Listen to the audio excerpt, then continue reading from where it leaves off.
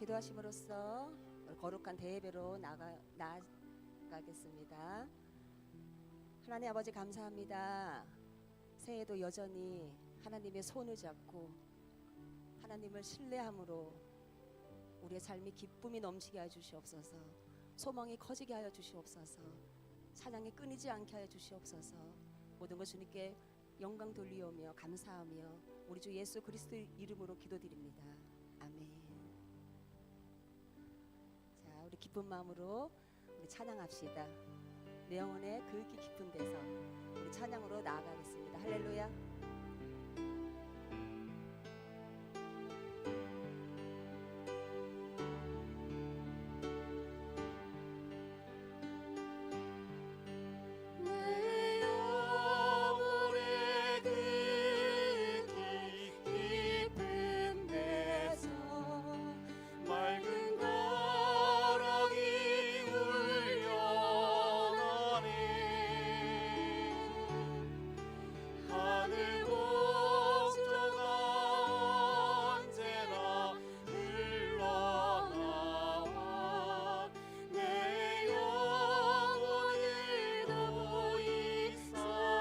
다시 한번 고백합시다. 내 영혼의 그윽한 깊은 데서 내 영혼의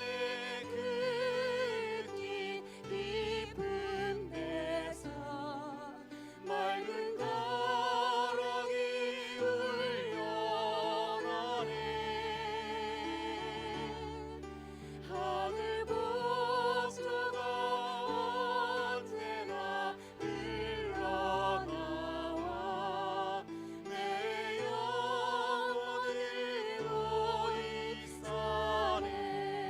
내 마음속에 솟아나 이 평안은 내 마음속에 솟아나 이 평안은 깊을 굳이 보배로다. 나의 보화를 캐내어 가져갈 자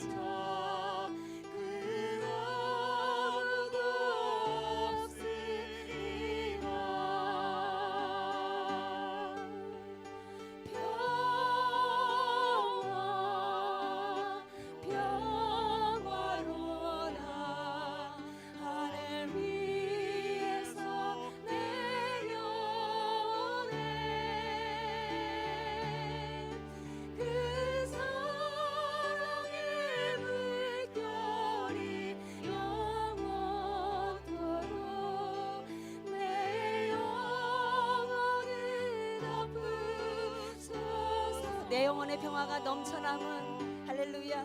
내 영혼의 평화가 넘쳐남은 주의 축복을 받으리라. 내가 주야로 주님과 함께 있어 내 영혼이 편이시네. 다시 고백합시다. 내 영혼의 평화가 넘쳐남은 내 영혼의 평화가 넘쳐남은 주의 금복을 받으리라. 내가 주야로 주님과 함께 있어 내 영혼이 편이시네. 아멘.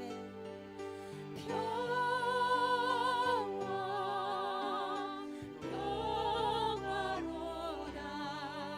하늘 위에서 내려오네. 그 사랑의 물결이 영원토록 내 영혼을 덮으소서. 아침에 주의 안심을 아침에 주의 인자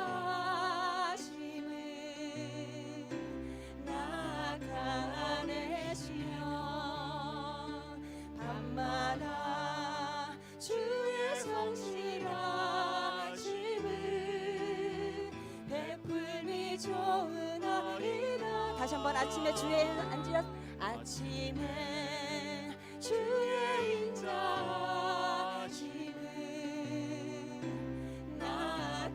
나타내시며 밤마다 주의 성실하심을 베풀미 좋으나이다. 여호와께 감사하며 여호와께 감사하며 주의 이름을 찬양 여호와께 감사하며 주의 이름을 찬양. 다시 한번 아침에 주의 앉으심을 아침에 주의 인자하심을 나타내시며 밤마다 주의 성실하심을 베품이 좋으나이다. 여호와께 감사하며 여호와께 감사하며 주의 이름을 찬양 여호와께 감사하며 주의 이름을 찬양. 내가 주인 삼은 모든 것 내가 주인 삼을 모든 것 내려놓고 내 주 대신 주 앞에 나가 내가 사랑했던 모든 것 내려놓고 주님만 사랑. 다시 한번 내가 주인 삼은 모든 것 내려놓고 내가 주인 삼은 모든 것 내려놓고 내 주 대신 주 앞에 나가 내가 사랑했던 모든 것 내려놓고 주님만 사랑해 주님만 사랑해 주 사랑 거친 풍랑에도 깊은 바다처럼 나를 잠잠케 해 주 사랑 내 영혼의 반석 그 사랑 위에서. 다시 한번 고백합시다.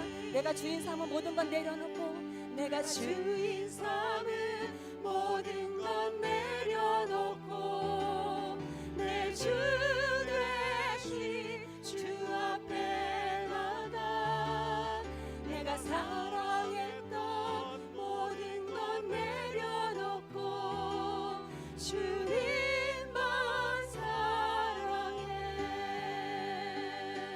주 사랑 거친 풍랑에도 깊은 바다처럼 나를 잠잠케 해 주 사랑 내 영혼의 반석 그 사랑 위에 서리. 그 사랑 얼마나 그 사랑 얼마나 아름다운지 그 사랑 얼마나 날 부엽게 하는지 그 사랑 얼마나 크고 놀라운지를 그 사랑 얼마나 나를 감격하게 하는지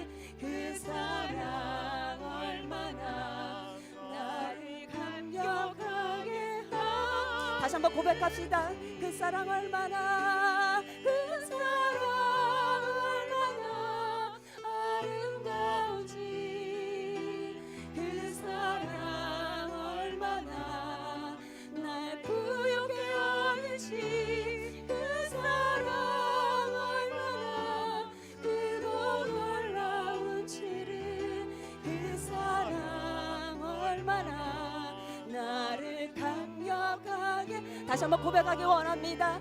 그 사랑 얼마나, 그 사랑 얼마나 아름다운지, 그 사랑 얼마나 나를 부욕해 하는지, 그 사랑 얼마나 크고 놀라운지, 그 사랑 얼마나 나를 감격하게 하는지.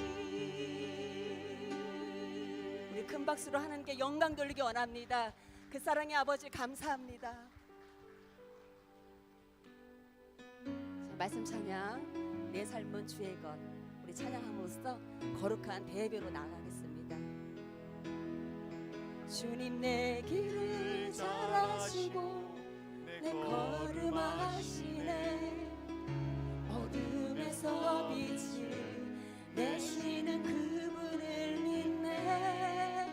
무엇으로 주를 섬길지, 어디로 가야 할지 헤매이는 나를 아시고 길을 여시네. 다시 한번 고백합니다. 주님 내 길을 잘 아시고, 주님 내 길을 잘 아시고 내 걸음 아시네, 어둠에서 빛을 내시는 그분을 믿네.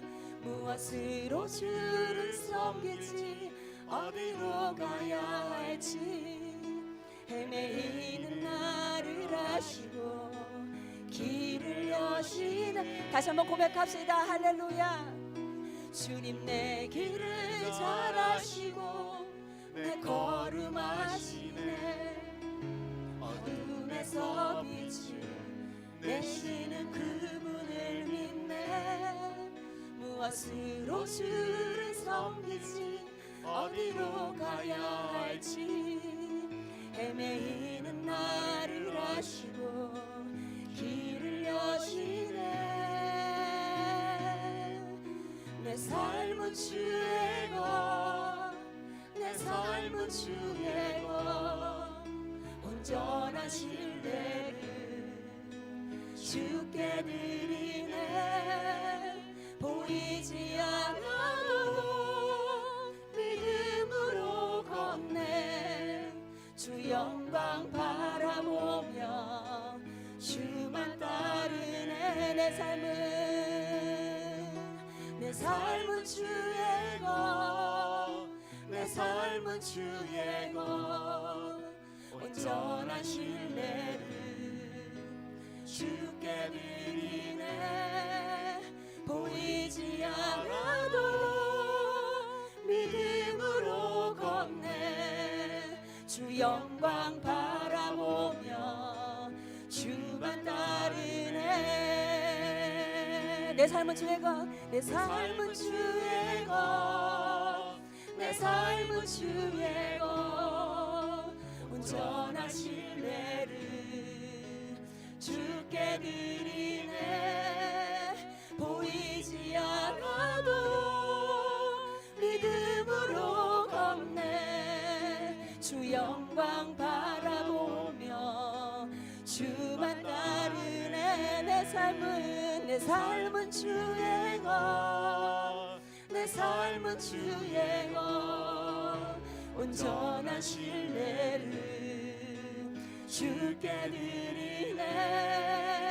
보이지 않아도 믿음으로 걷네. 주 영광 바라보며 주만 다시 한번 고백하기 원합니다. 내 삶은 주의 것, 내 삶은 주의 것, 온전한 신뢰를 주께 드리네. 보이지 않아도 믿음으로 걷네. 주 영광 바라. 다시 한번 주 영광, 주 영광 바라. 다시 한번 주 영광, 주 영광 바라보며 주만 따르네. 우리 다시 한번 큰 박수로 하나님께 영광 돌리기 원합니다. 하나님 감사합니다. 이제 다 같이 일어나셔서 사도신경으로 우리의 신앙을 고백하시도록 하겠습니다. 전능하사 천지를 만드신 하나님 아버지를 내가 믿사오며 그 외아들 우리 주 예수 그리스도를 믿사오니 이는 성령으로 잉태하사 동정녀 마리아에게 나시고 본디오 빌라도에게 고난을 받으사 십자가에 못 박혀 죽으시고 장사한 지 사흘 만에 죽은 자 가운데서 다시 살아나시며 하늘에 오르사 전능하신 하나님 우편에 앉아 계시다가 저리로서 산자와 죽은 자를 심판하러 오시리라. 성령을 믿사오며 거룩한 공회와 성도가 서로 교통하는 것과 죄를 사하여 주시는 것과 몸이 다시 사는 것과 영원히 사는 것을 믿사옵나이다. 아멘. 다 자리에 앉아주시기 바랍니다. 이 예배를 위해서 박철주 장로님 대표로 기도해 주시겠습니다.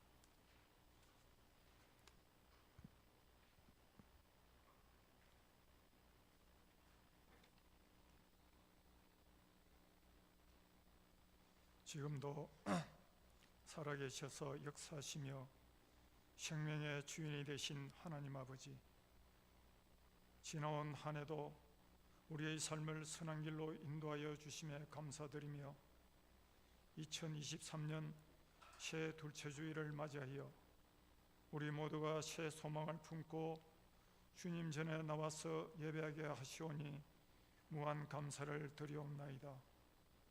새해에도 모든 것을 새롭게 하셔서 이전보다 더욱 아버지를 가까이 하게 하옵시고 하나님을 향한 감사가 온 교회와 가정과 일터에 넘쳐나 우리로 하여금 세상 가운데서 하나님의 영광만 드러내는 복된 한 해로 살아가게 선한 길로 인도하여 주시옵소서.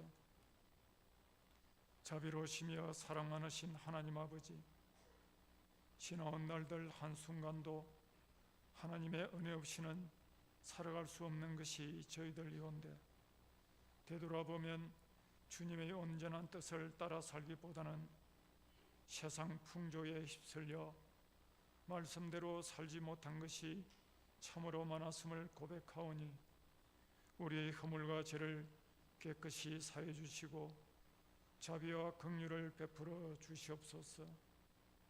올해는 그 무엇보다도 우리의 믿음이 더욱 성장되어 어떠한 어려움과 시험이 우리 앞을 가로막더라도 주만 바라보는 굳센 믿음으로 고난의 벽을 넘어가게 하시고 특별히 각 기관과 처소마다 세우신 직분자들에게 은혜를 다하사 성김과 순종으로 하나님 앞에 영광 돌리는 삶을 살아가게 하옵소서. 이 땅의 주인이 되신 하나님 아버지, 이 나라 이 민족을 긍휼히 여기시어 이 땅에 하나님의 공의와 정의가 강같이 흘러 이 땅이 치유되고 회복되는 역사가 일어나게 하옵시며 또한 이곳에 주님의 몸된 교회를 세우시고 여기까지 인도하신 하나님 아버지, 땅끝까지 이르러 내 증인이 되리라고 분부하신 주의 말씀을 잘 준행하는 교회 되게 하시어 소외와 고통 가운데 있는 이웃과 국내의 선교지를 돌아보며 이 어두워가는 세상 속에서 빛과 소금의 사명을 잘 감당함으로 그리스도의 사랑을 전할 수 있는 사랑이 넘치는 교회로 쓰임받게 하옵소서. 하나님 아버지, 오늘도 단위에서 말씀을 선포하실 담임 목사님을 성령의 강한 손으로 붙들어 주셔서 증거되는 말씀이 나는 죽고 예수님만으로 살아가기를 다짐하며 주님 앞에 나온 모든 성도들에게 소망의 말씀이 되게 하시어 말씀 가운데 임재하시는 하나님을 사모하며 감사와 은혜가 넘치게 하옵소서. 찬양과 영광을 주님께 돌려드리오며 우리 구주 예수 그리스도의 귀하신 이름으로 기도하옵나이다. 아멘.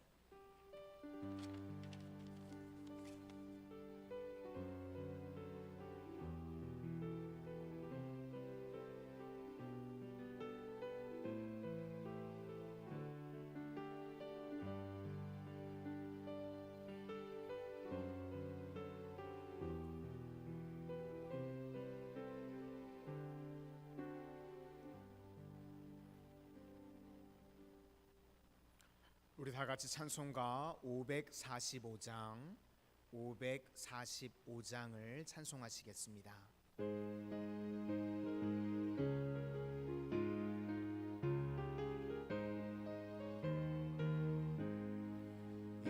이는 아무 증거 아니 배여도 믿음만을 가지고 선을 걸으며 이 귀에 아무 소리 아니 들려도 하나님의 약속 위에 서리라.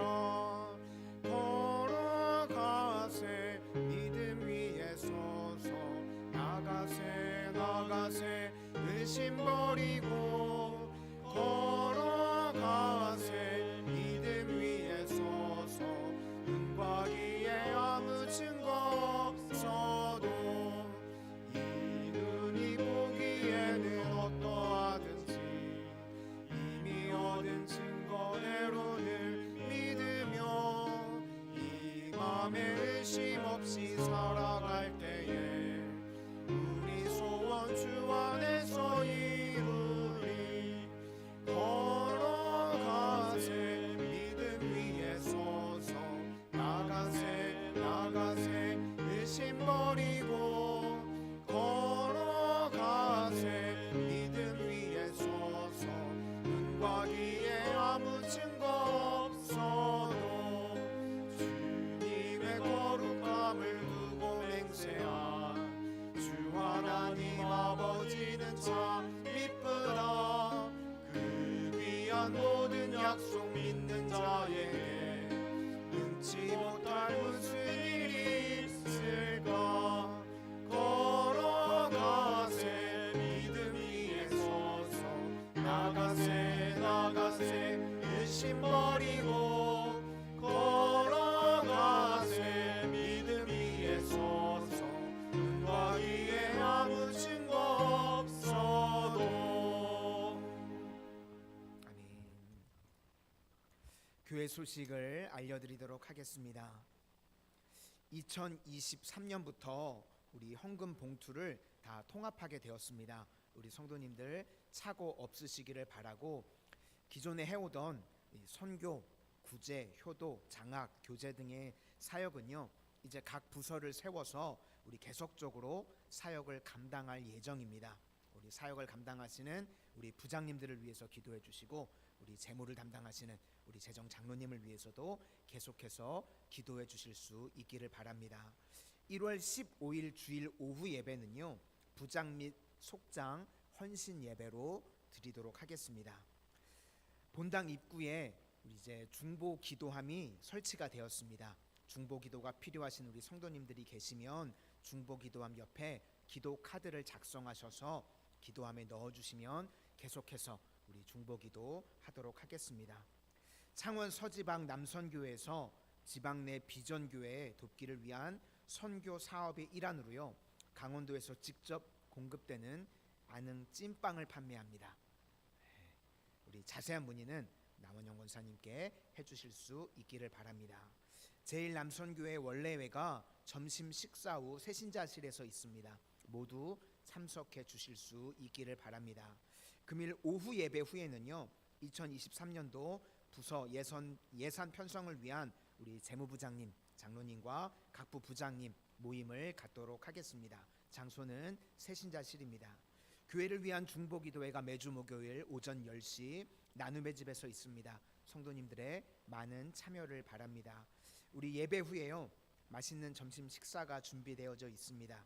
식사 후에 우리 오후 찬양 예배도 많이 참석해 주실 수 있기를 바라고, 오늘은 우리 식사 박인현 장로님께서 이 식사 후원을 해주셨습니다. 진심으로 감사를 드립니다. 그리고 오늘 오후 예배에는요, 우리 지난번에 했었던 새가족 교육 2주차 교육을 영상을 촬영을 하고 진행을 하려고 하는데요. 새신자분들을 다 참석해 주실 수 있기를 바라고, 신앙생활 하시면서 새가족 교육을 받아보신 적이 없으신 분들 계시잖아요. 오늘 오후 예배 식사하시고 먹튀하지 마시고 꼭 참석하셔서 새가족 교육도 받으실 수 있기를 부탁을 드립니다. 그리고 우리 최성국 이윤주 집사님 가정에서 시모님의 장례식 참여해 주시고 격려해 주셔서 감사드린다고 감사의 떡을 준비해 주셨습니다. 진심으로 감사를 드립니다. 그리고 우양화 권사님께서는 오늘 귤을 후원해 주셨습니다. 이 또한 거기는 취소인가요? 네, 우 권사님은 취소가 되신 것 같습니다. 그 전까지만 그 전까지만 맞는 걸로. 그래도 바로바로 이렇게 사인을 딱 주시네요. 감사합니다. 이상 교회 소식이었습니다. 우리 하나님의 말씀을 보시도록 하겠습니다. 오늘 우리에게 주시는 하나님의 말씀은 창세기 22장 1절에서 24절까지 말씀입니다. 창세기 22장 1절에서 24절까지 말씀입니다. 우리 서로 교독하시도록 하겠습니다.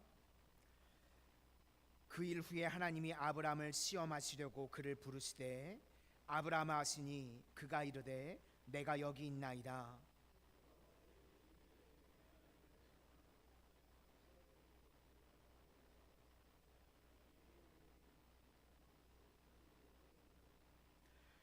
아브라함이 아침에 일찍이 일어나 나귀의 안장을 지우고 두 종과 그의 아들 이삭을 데리고 번제에 쓸 나무를 쪼개어 가지고 떠나 하나님이 자기에게 일러주신 곳으로 가더니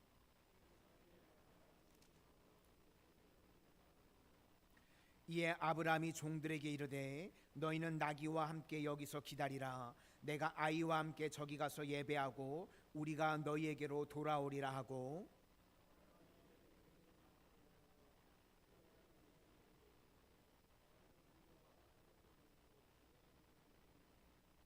이삭이 그 아버지 아브라함에게 말하여 이르되 내 아버지여 하니 그가 이르되 내 아들아 여기 있노라. 이삭이 이르되 불과 나무는 있거니와 번제할 어린 양은 어디 있나이까.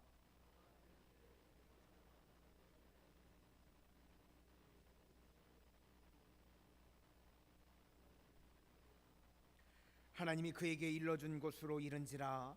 이에 아브라함이 그곳에 제단을 쌓고 나무를 버려놓고 그의 아들 이삭을 결박하여 제단 나무 위에 놓고 여호와의 사자가 하늘에서부터 그를 불러 이르시되 아브라함아 아브라함아 하시는지라. 아브라함이 이르되 내가 여기 있나이다 하매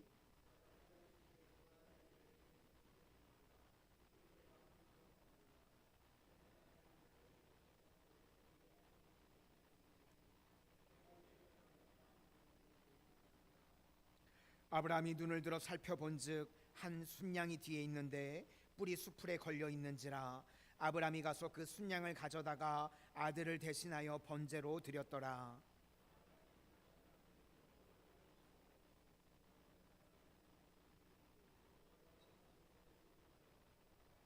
여호와의 사자가 하늘에서부터 두 번째 아브라함을 불러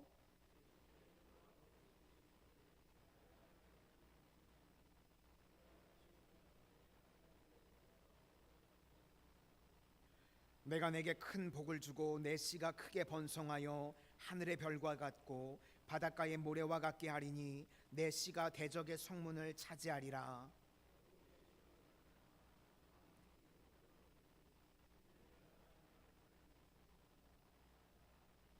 이에 아브라함이 그의 종들에게로 돌아가서 함께 떠나 부엘세바에 이르러 거기 거주하였더라.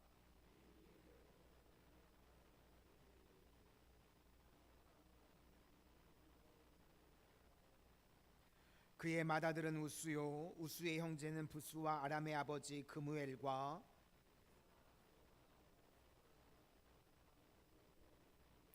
이 8사람은 아브라함의 형제 나홀의 아내 밀가의 소생이며 부두엘은 리브가를 낳았고 나홀의 첩 루마라는 자도 데바와 다스와 마아가를 낳았더라.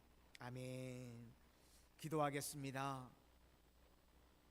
은혜의 주님, 세상 가운데서 한 주간도 저희들을 주님의 날개 그늘 안에 품으시고 지키시고 보호하여 주셨다가 오늘 주님께서 만세 전부터 복 주시기로 작정하신 주님의 날, 이렇게 예배의 자리로 저희들을 원근각처에서 불러 모아 주시니 감사를 드립니다. 저희들 세상 가운데서 지치고 상한 심정으로 이 예배의 자리에 왔을지라도 이제 예배를 마치고 돌아가는 발걸음들 가운데는 기쁨과 평안으로 응답과 감사로 돌아갈 수 있도록 이곳 가운데 임재하여 주시옵소서. 이 예배를 통하여서 하나님께서 부어주시는 넘치는 은혜와 복이 저희들 심령 가운데 가정 가운데 흘러가게 하여 주시옵소서. 예수님 이름으로 기도드립니다. 아멘. 우리 옆에 분들과 한번 인사하시겠습니다. 성령 충만하십시오. 강하고 담대하십시오. 오늘은 여호와 이레라는 제목으로 하나님의 말씀을 증거하도록 하겠습니다. 먼저 오늘 본문 1절을 우리 다시 한번 보시도록 하겠습니다. 1절입니다. 시작. 그 일 후에 하나님이 아브라함을 시험하시려고 그를 부르시되 아브라함 하시니 그가 이르되 내가 여기 있나이다. 오늘 본문 1절을 보니까요, 하나님께서 아브라함을 시험하시려고 부르셨다, 이렇게 이야기를 하고 있습니다. 시험의 목적이 무엇일까요? 순종 테스트였습니다. 그렇죠? 아브라함이 100세에 이삭을 낳았는데 그 이삭을 바치라 라는 시험에요, 아브라함이 통과했다는 것입니다. 그래서 12절 하반절을 보니까요, 내가 내 아들 내 독자까지도 내게 아끼지 아니하였으니 내가 이제야 내가 하나님을 경외하는 줄을 아노라. 그런데 오늘 본문을 보니까요, 약간 의구심이 듭니다. 우리가 전능하신 하나님이라고 하는데 하나님께서 정말 아브라함이 순종할지 안 할지를 몰라서 시험하셨는가, 이런 생각이 들죠. 그런데 하나님께서 찬양을 하는데 어디 뒤에 이렇게 백무지기 깔리는 것 같네요. 아닌가요? 네. 하나님께서 시험을 통과할지 몰라서 이 아브라함을 시험해 보셨다는 게 아니라는 것입니다. 그렇죠? 그럴 리가 없죠. 이 시험은요, 하나님께서 알아보시려고 하신 시험이 아니라 아브라함의 믿음이 어느 정도 되는지 아브라함의 자신의 믿음을 알게 해주시려고 시험하셨다는 것입니다. 성경의 욥의 시험도 마찬가지입니다. 하나님께서 욥의 시험을 마귀에게 과시하시려고 시험하셨던 것이 아니라 욥의 믿음의 수준이 어느 정도인지 욥 자신에게 알게 해주시려고 욥을 시험하셨다는 것입니다. 우리도요, 학교에서 시험을 보실 때가 있으셨죠. 다. 그때 학교에서 시험을 보면 우리가 대외적으로 어느 정도 수준인지 알 수도 있지만 그 시험을 통해서 지금 내 자신이 어느 정도 수준인지를 체크해 보는 겁니다. 그렇죠? 내가 시험을 통해서 내가 지금 이 정도 수준이구나, 이것을 알 수 있는 것입니다. 그래서 우리가 이 시험이라는 말과 유혹이라는 말은요, 구분해서 표현을 해야 됩니다. 시험은요, 하나님께서 우리의 믿음의 성장을 위해서 주시는 것이고, 이 유혹이라고 하는 것은요, 우리를 넘어뜨리고 망가뜨리고 무너뜨리는 것입니다. 그러니까 시험은 하나님께서 주시는 것이고 유혹은 마귀가 우리에게 주는 것입니다. 이것을 정확하게 구분할 수 있는 게 야고보서 1장 2절에 보면 이렇게 말씀하십니다. 여러 가지 시험을 당하거든 온전히 기쁘게 여기라.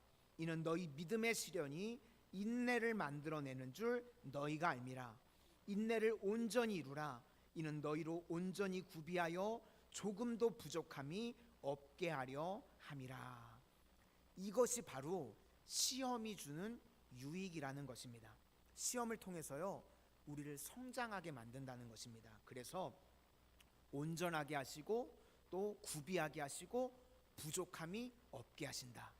그래서 이 시험을 통해서 하나님께서 아브라함을 성장시키셨다고 말씀하고 있습니다. 이제 아브라함이요, 죽을 날이 얼마 남지 않았습니다. 이제 딱 두 가지가 남았거든요. 아브라함에게 있어서 이 죽을 무덤 구하는 거, 막벨라 굴 구하는 거, 이거 하나 남았고, 그리고 이제 아들 장가 보내는 거, 이거 두 가지 일 빼놓고는 아브라함이 이제 죽습니다. 그러니까 지금 아브라함의 신앙의 절정에 놓여 있는 상태죠. 가장 노년에 산전수전 다 겪고 아브라함의 믿음이 가장 뜨거울 때, 절정에 있을 때 상황입니다. 이제 아브라함이요, 지금까지 살아오면서 깨달은 것이 무엇인가? 믿음이라는 것은 내 생각 따라, 내 감정 따라 움직이는 것이 아니라 말씀 따라가는 것이다. 지금 말씀에 순종하기만 하면 된다. 이걸 아브라함이 이제 깨닫게 되었다는 것입니다. 그래서 내가 이 땅을 살아가는 동안요, 이해, 납득, 공감이 안 될 때가 있죠. 그때도 말씀에 순종하고 따라갔더니 하나님께서 응답해 주셨다. 그런데 내 생각대로, 내 감정대로 갔더니 그게 좋은 길인 것 같고 그게 옳은 길인 것 같아서 갔는데 100% 실패하게 되더라. 이것을 아브라함이 깨닫게 되었다는 것입니다. 그러니까 내가 이해, 납득, 공감이 안 돼도 말씀 따라가고 순종하게 되면 반드시 승리하게 되는 줄로 믿습니다. 그렇게 말씀을 따라갔는데요, 오늘 무슨 딜레마에 놓이게 됩니다. 하나님께서 뭐라고 말씀하셨냐면 이삭을 통해서 내 후손을 하늘의 별과 같이 해주시겠다고 약속을 하셨습니다. 이삭을 통해서. 그런데 오늘 하나님께서 또 뭐라고 말씀하시냐면 이삭을 번제 제물로 바치라고 말씀하십니다. 모순이죠. 말이 안 됩니다. 이삭을 통해서 후손을 주시겠다고 약속하셨는데 또 그 이삭을 지금 번제 제물로 바치라고 말씀하고 계십니다. 모순입니다. 말이 안 됩니다. 그런데 아브라함이요, 말씀을 따라갔습니다. 지금 아브라함은요, 대책이 없습니다. 그런데 하나님께서 대책을 세워주시겠지. 이것이 믿음이라는 것입니다. 나는 대책이 없는데 그냥 말씀 붙들고 말씀 따라가면 하나님께서 대책을 세워주시겠지. 이것이 아브라함의 믿음이었다는 것입니다. 우리도요, 이 땅을 살아가는 동안 어떤 일을 순종하기 전에요, 이게 모순같이 보일 때가 있습니다. 말이 안 되죠. 이게 풀릴 것 같지 않을 때가 있습니다. 그런데 그냥 말씀 붙들고 순종하다 보면 그 위에 하나님의 뜻을 보여줄 때가 있다는 것입니다. 우리 본문 5절을 한번 같이 보시도록 하겠습니다. 5절입니다. 시작. 이에 아브라함이 종들에게 이르되 너희는 나귀와 함께 여기서 기다리라. 내가 아이와 함께 저기 가서 예배하고 우리가 너희에게로 돌아오리라 하고. 지금 아들 이삭과 아브라함이 번제를 드리러 가는데 뭐라고 이야기하냐면 예배하고 우리가 너희에게로 돌아오리라. 종들에게 반드시 이삭과 함께 너희에게로 돌아가겠다라고 확신 있게 이야기하고 있습니다. 그래서요, 우리는 이 땅을 살아가는 동안요, 알고 가는 것이 아닙니다. 믿고 가는 것입니다. 어떻게 될지 알지 못하지만요, 믿음으로 순종해서 가는 것입니다. 이삭이요, 그랬더니요, 아버지께 묻습니다. 아버지, 불과 나무는 있는데 번제할 어린 양은 어디 있나요? 차마 그게 너다 라고 이야기를 아버지가 할 수 없잖아요. 그래서 하나님께서 준비해 두셨다. 하나님께서 예비해 놓으셨다. 7절과 8절도 우리 한번 보시도록 하겠습니다. 7절과 8절입니다. 시작. 이삭이 그 아버지 아브라함에게 말하여 이르되 내 아버지여 하니 그가 이르되 내 아들아 내가 여기 있노라. 이삭이 이르되 불과 나무는 있거니와 번제할 어린 양은 어디 있나이까.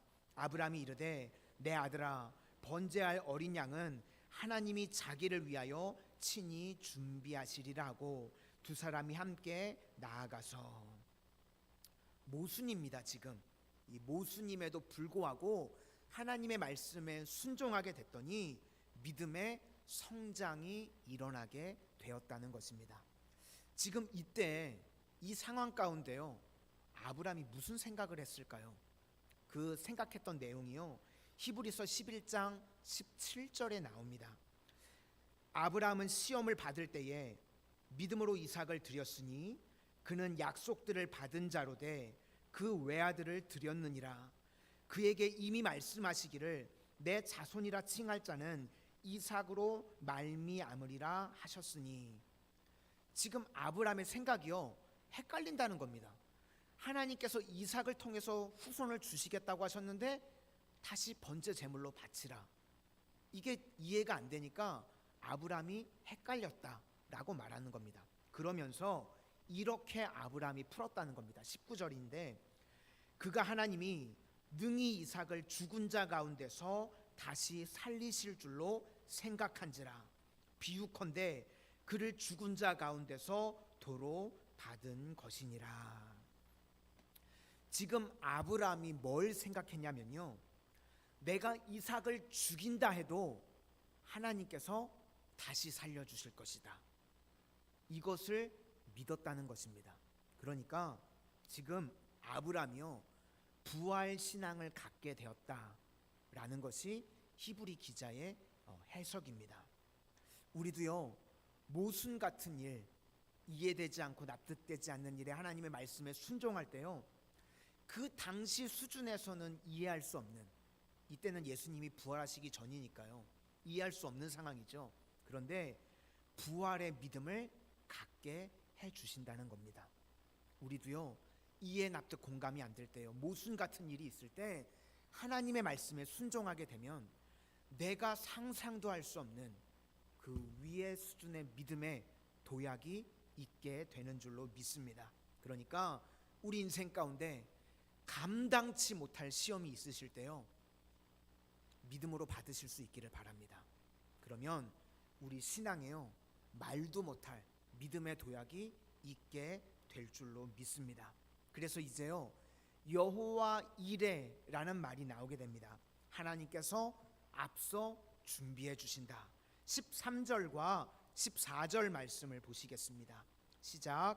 아브라함이 눈을 들어 살펴본즉 한 순양이 뒤에 있는데 뿔이 수풀에 걸려 있는지라. 아브라함이 가서 그 순양을 가져다가 아들을 대신하여 번제로 드렸더라.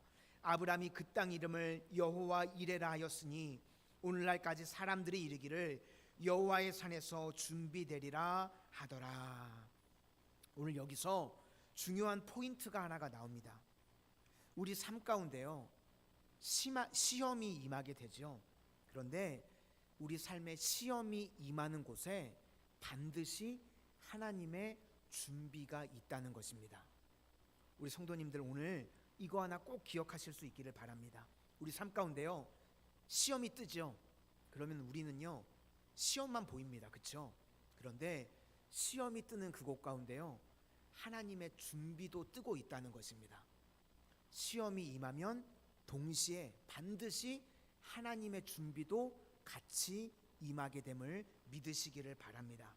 그래서 하나님께서는요 우리의 모든 것을 미리 보고 계신다는 겁니다. 그래서 우리가 순종하기만 하면, 우리 이해 납득 공감이 안 돼도 그냥 하나님 앞에 순종하기만 하면 하나님께서 앞서 행하시고 미리 준비해 놓으시는 줄로 믿습니다. 21장 앞장에 보면요 하나님께서 하갈과 이스마엘을 쫓아내라고 하셨죠. 아브라함은 말씀에 순종했습니다. 그리고 이제 마실 물도 없는 상황이죠. 광야에서 물이 없으면 하갈과 이스마엘은 죽어야 되는 겁니다. 시험이죠. 그런데 하나님께서 미리 앞서 행하시고 준비해 놓으셨습니다. 21장 19절을 보니까 하나님이 하갈의 눈을 밝히셨으므로 샘물을 보고 가서 가죽 부대에 물을 채워다가 그 아이에게 마시게 하였더라. 아브라함 입장에서는 순종이었지만 지금은 하갈의 입장에서는 시험을 당한 겁니다. 그렇죠? 그리고 순종했더니요, 하나님께서 샘물을 예비해 놓으셨습니다. 다 준비해 놓으셨다는 말씀입니다. 고린도전서 10장 13절이요, 가장 정확한 해석인 것 같습니다. 사람이 감당할 시험 밖에는 너희가 당한 것이 없나니 오직 하나님은 미쁘사 너희가 감당하지 못할 시험 당함을 허락하지 아니하시고 시험 당할 즈음에 또한 피할 길을 내사 너희로 능히 감당하게 하시느니라. 우리가 시험 당할 때요, 하나님 너무 벅찹니다. 왜 저에게 이런 시험이 옵니까? 라고 이야기할 때요, 하나님께서는 감당할 시험을 주시고 피할 길을 주신다고 말씀하셨습니다. 이것이 바로 하나님이 준비해 주신다는 것입니다. 이것이 바로요, 믿음의 역사입니다.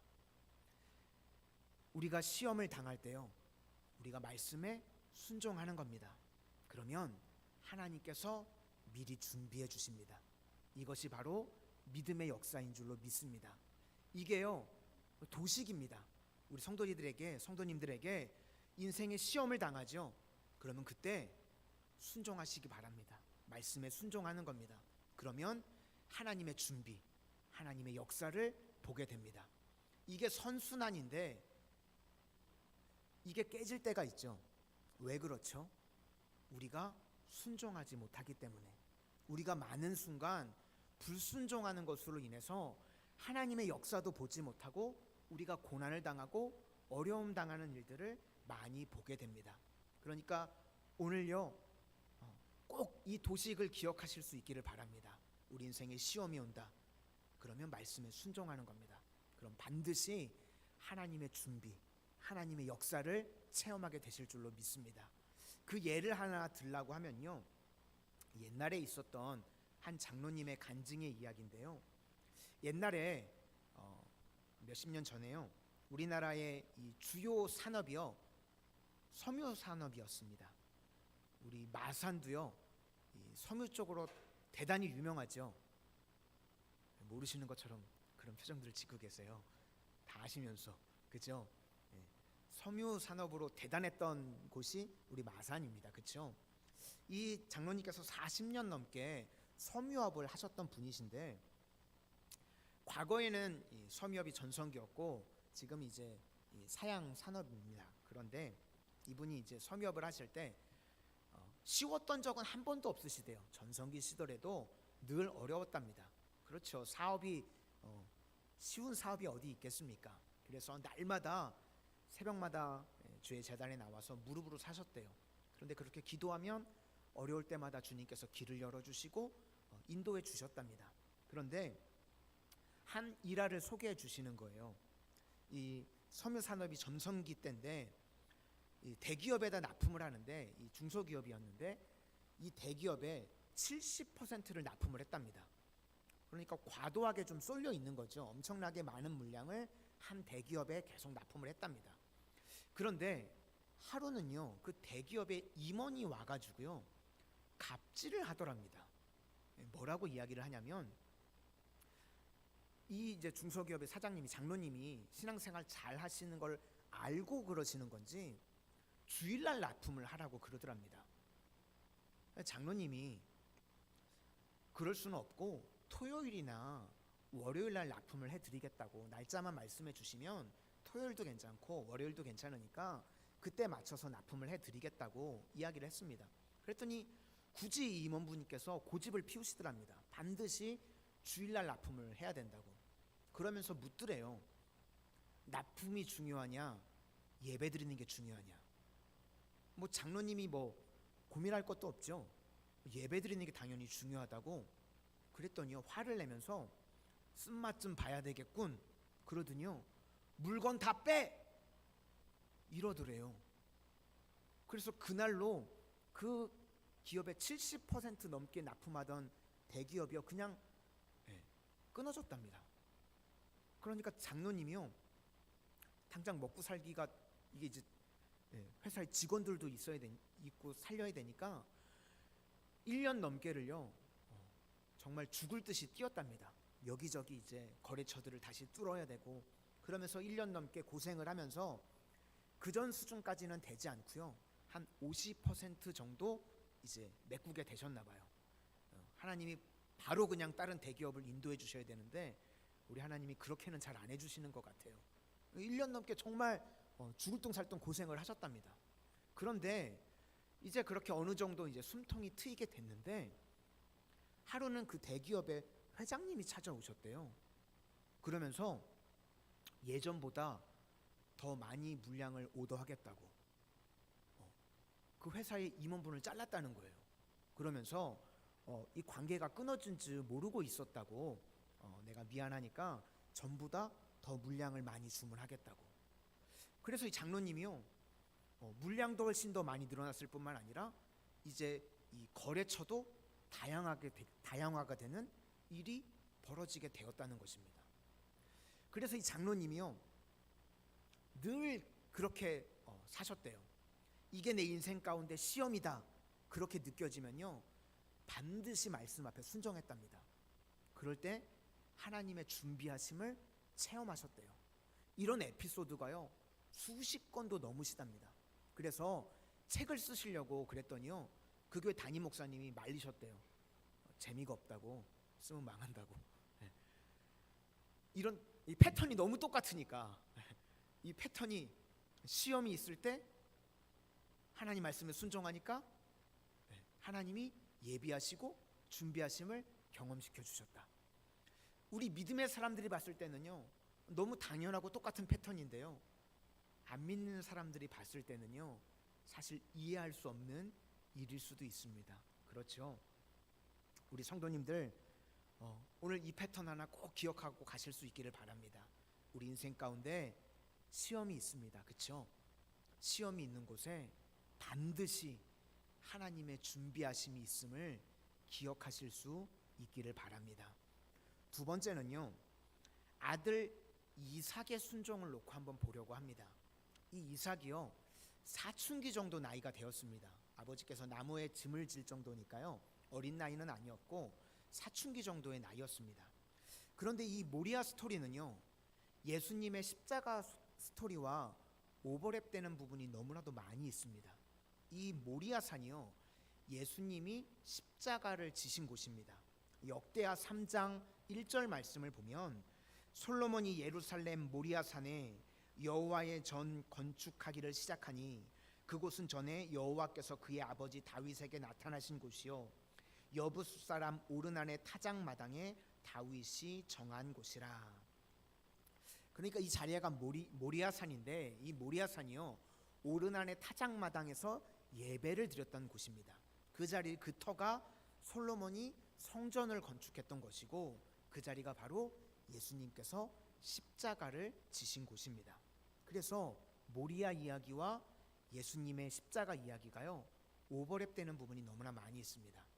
오늘 이삭이요 3절에 보니까 2명의 사람을 데리고 갔다고 나오죠.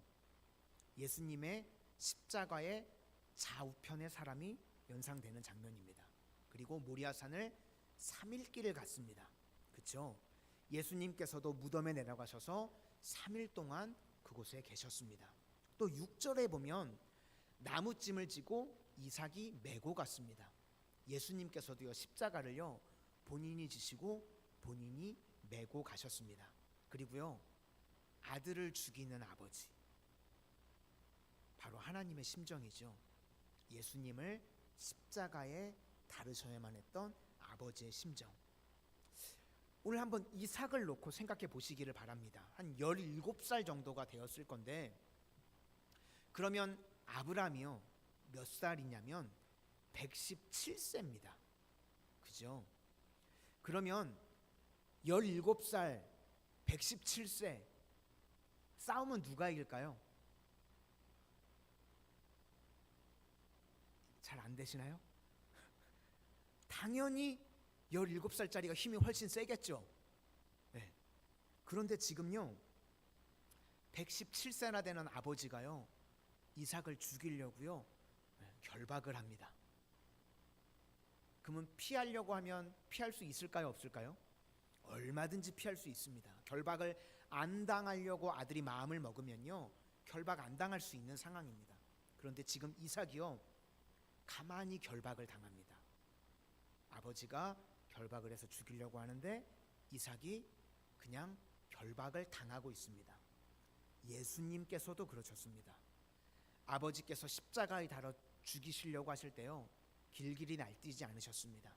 성경에 보니까 도수장에 끌려가는 어린 양과 같이 침묵하셨다고 말씀하고 있습니다. 그래서 이삭의 순종, 예수님의 순종이 똑같이 보입니다. 결박을 당하셨다는 겁니다. 우리 9절을 한번 보시도록 하겠습니다. 9절입니다. 시작.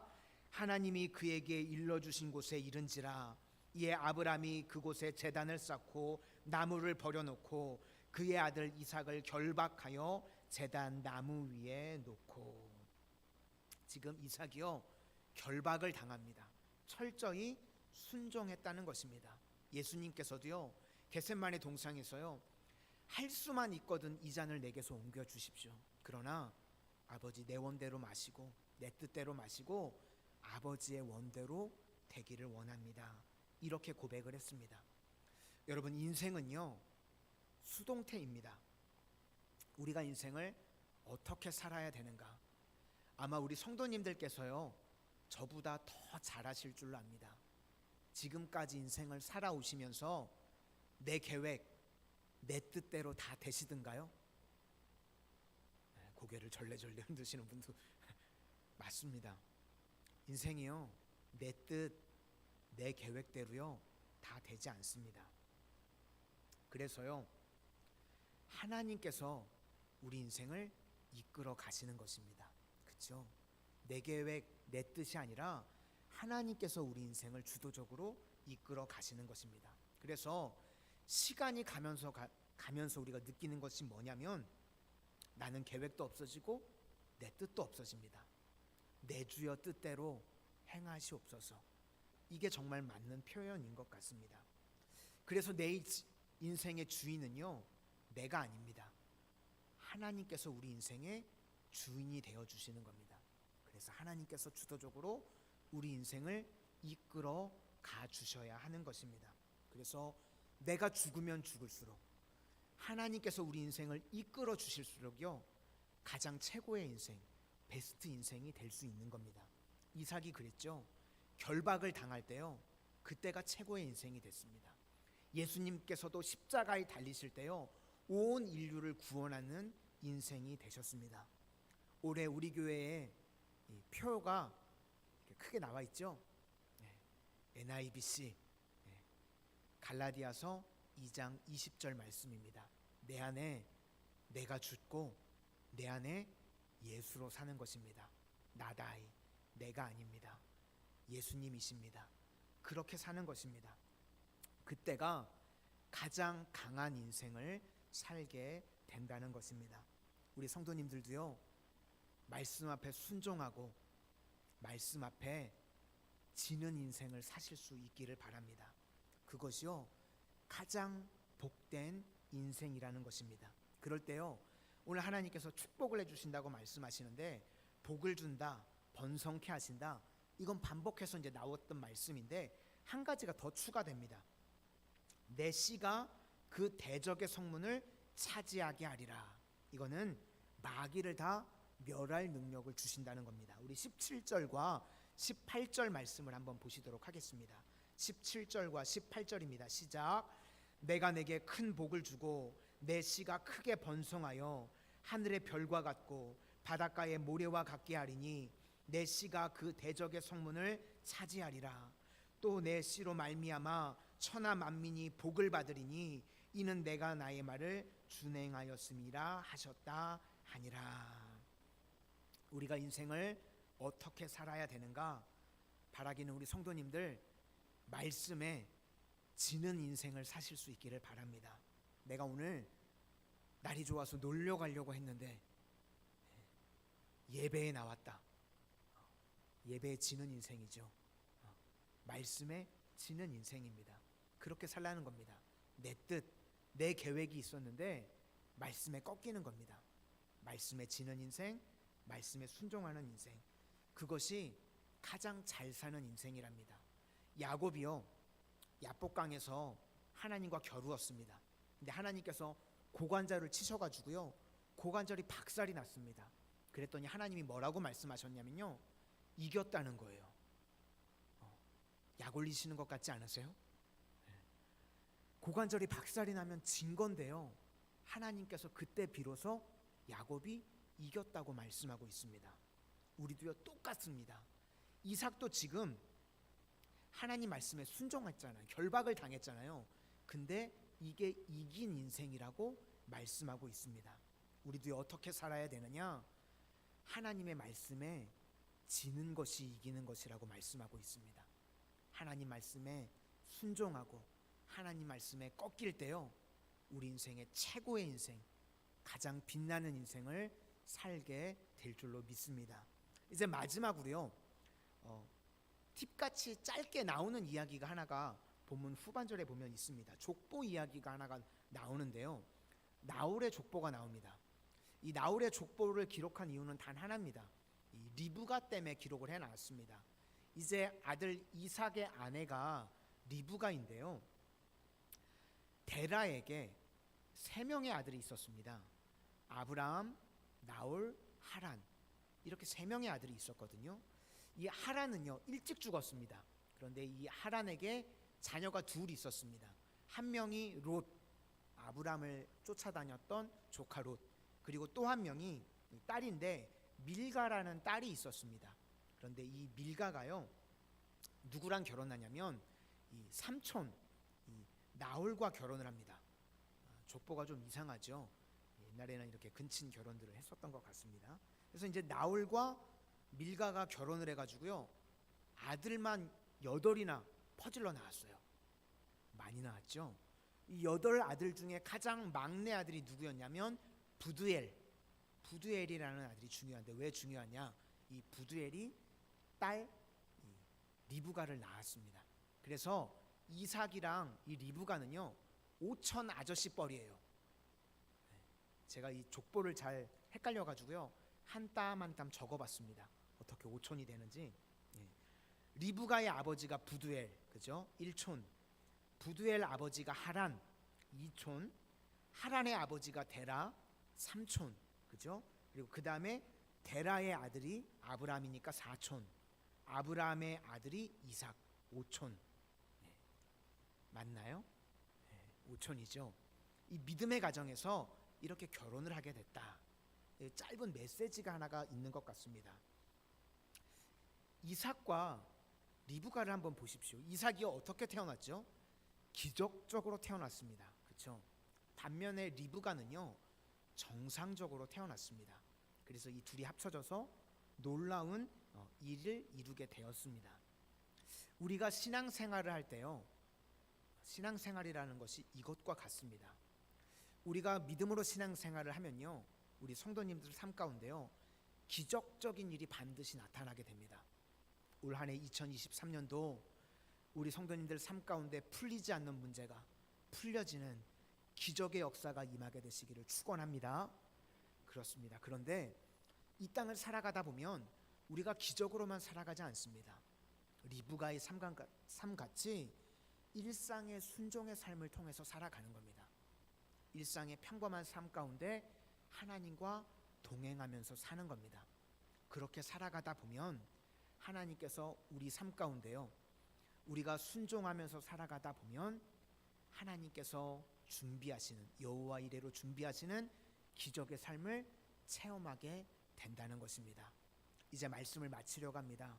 이 땅을 살아가는 동안 일상의 삶 가운데 하나님의 말씀에 순종해서 살아갈 수 있는 우리 마산 성원의 모든 성도님들이 되실 수 있기를 바랍니다. 그럼 반드시 하나님께서 예비해 놓으시는 기적의 은혜를 우리 삶 가운데 체험하게 될 줄로 믿습니다. 우리 이제 다 같이 찬송가 310장을 찬송하시겠습니다.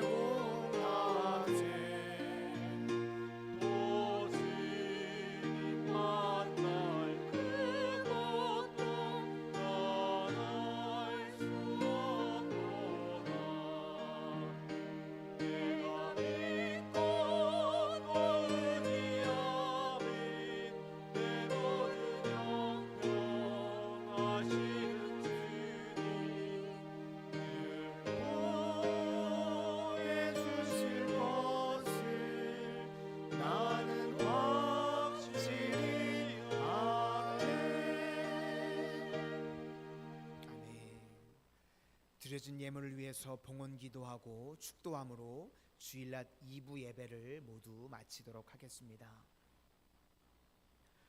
인간의 생사화복을 주관하시는 전능하신 하나님, 오늘 저희들 세상 가운데 주께 예배드림이 가장 기쁨 되기에 저희들의 시간과 마음과 물질과 온 정성을 깨트려 주님께 드립니다. 주님만 홀로 영광 받아 주시고 저희들은 이 땅을 살아가는 동안 주님 부어주시는 은혜와 복으로만 살아가게 하여 주시옵소서. 우리 온 성도님들 마음을 구별하여 주님 앞에 감사의 예물을 드린 이들이 있습니다. 저희들 삶 가운데 가정 가운데 감사할 거리들이 넘쳐나는 복된 삶을 살아가게 하여 주시고 11조의 예물을 구별하여 드리는 가정들마다 올 한 해 11조의 배가의 축복이 임하게 하여 주시옵소서. 또 주일 예물을 구별하여 주님께 드리는 가정들 세상 가운데 주님께서 구별하여 주시고 날마다 지키시고 은총을 베풀어 주시옵소서. 우리 마산 성원의 성도님들 각 가정들 가운데 올 한 해 취업의 길도 열어주시고 생업과 직장과 사업 위에 하나님 함께하여 주셔서 넘치는 물권의 축복이 부어질 수 있도록 하나님 복 내려 주시고, 우리 성도님들 가정에 자녀분들 앞길에 함께하여 주시기를 원합니다. 학업 가운데 있는 자녀들이 있습니까? 남다른 지혜와 명철을 공급하여 주시고, 저들이 꿈꾸고 바라는 비전대로 저들의 길이 열려지게 하여 주시고, 믿음의 만남의 축복도 허락하여 주시고, 퇴의 문을 위해서 기도하는 가정들이 있습니까? 생명은 주님께 속한 것이오니 가정들 가운데 태의 열매도 허락하여 주시옵소서. 또 하나님, 무엇보다도 우리 성도님들 건강을 붙들어 주시기를 원합니다. 육신의 질병으로 인하여, 연약함으로 인하여, 마음의 상처로 인하여 주저앉은 이들이 있습니까? 이 시간 주님 피 묻은 손으로 안수하여 주셔서 머리부터 발끝까지 치유와 회복의 역사로 덧입혀 주시옵소서. 이제는 우리 주 예수 그리스도의 은혜와 성부 하나님의 독생자도 아낌없이 내어주시기까지 모든 것 내어주신 무한하신 사랑하심과 성령님의 교통 인도하심이 오늘 말씀을 들어 여호와 이레의 하나님만을 의지하며 살아가기로 결단하며 돌아가는 우리 모든 성도님들과 각 가정 위에, 그리고 주께서 핏값으로 세워주신 우리 마산 성은교회 위에 이제로부터 영원토록 함께 하시고 복 주시옵기를 간절히 축원하옵나이다. 아멘.